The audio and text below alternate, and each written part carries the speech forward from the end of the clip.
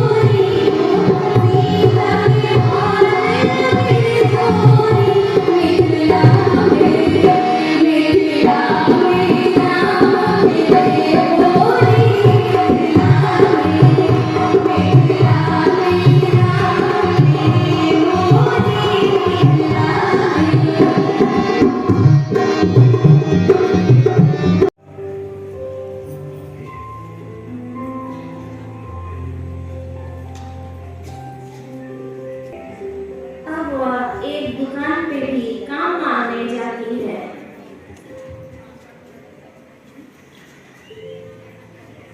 भैया नमस्ते। नमस्ते मैडम। भैया आपकी दुकान पे काम मिलेगा? नहीं मैडम, आपके लायक तो कोई काम नहीं है।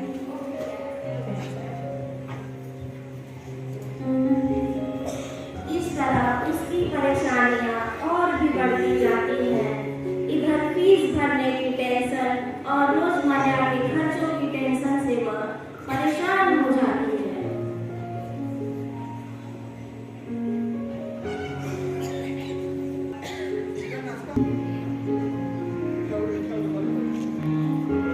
और एक घर में काम करने के लिए हो जाती है और काम मांगती है।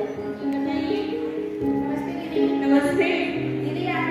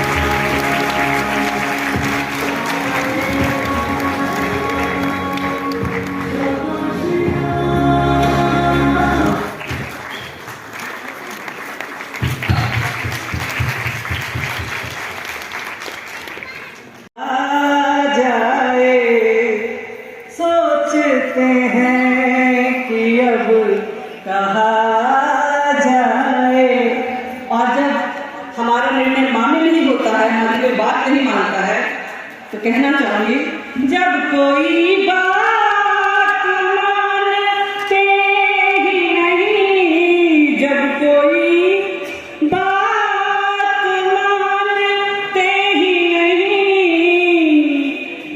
कहा जाए। ये बात तो हम सुनेंगे आप तक। जब कोई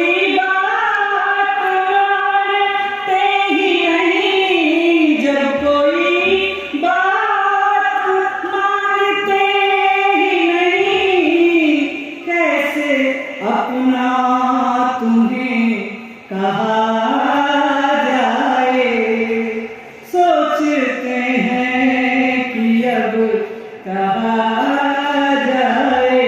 और हमें कहा जाता है, सुनो सुनो, तो उनके लिए कि दिल से कोई बात जब कहा ही नहीं, दिल से कोई बात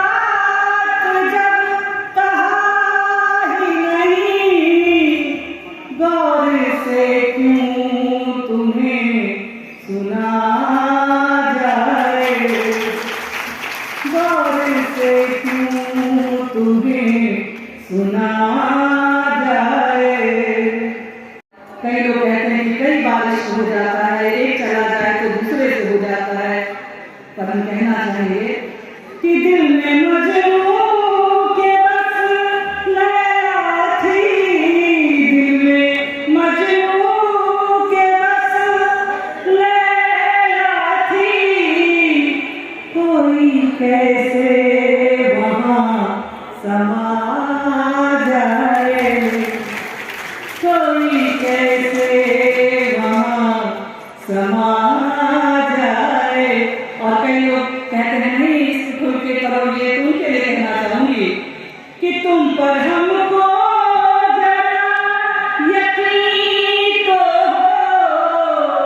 यकीन जीतना बहुत बड़ा। हमको जरा यकीन तो हो, इश्क में तेरे तब पड़ा जाए, इश्क तब पड़ा जाए।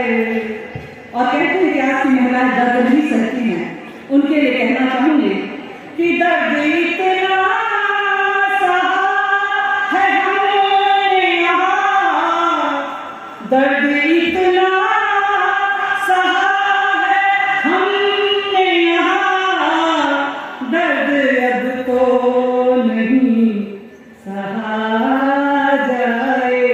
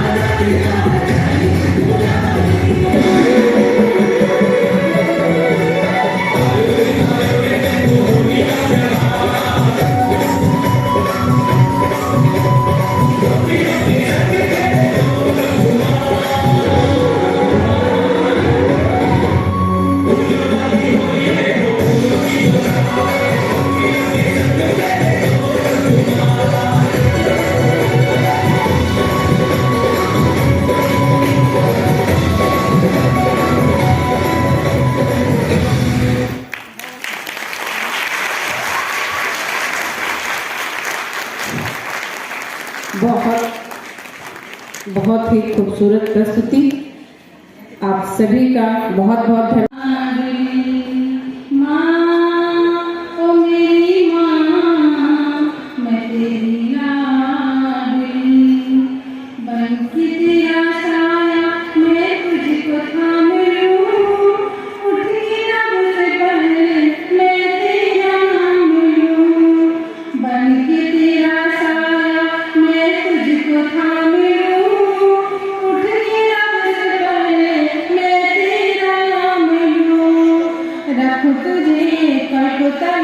पूजा करूं तेरी, तेरे सिवा तू ही बता क्या जिंदगी मेरी।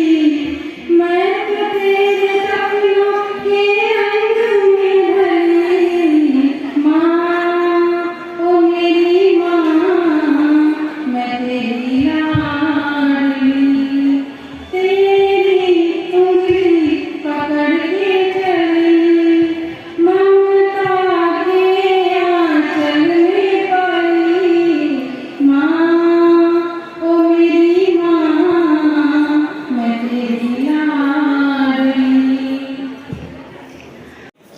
प्रेम।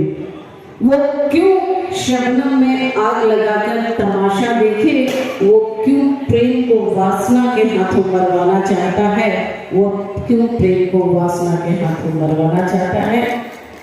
इसी के साथ मैं कार्यक्रम के धन्यवाद ज्ञापन करने के लिए, जो हमें लगता है कि पूरे कार्यक्रम की सूत्रधार भी रही हैं, जिनकी वजह से हम लोग यहाँ तक पहुँच पाए हैं, इतने लोगों को कनेक्ट करना, कि मैं ऐसे अनीता पांडे जी को इनवाइट करना चाहती हूँ कि कैसे करूँ तेरे तारीफों की पहल, कैसे करूँ तेरे तारीफों की पहल, तू है शानदार इमारत और मैं विशाल खंडहर, तू है शानदार इमारत और मैं विशाल खंडहर। मैं दीदी से निवेदन करूंगी कि आप आए और धन्यवाद ज्ञापन करें। बहुत बहुत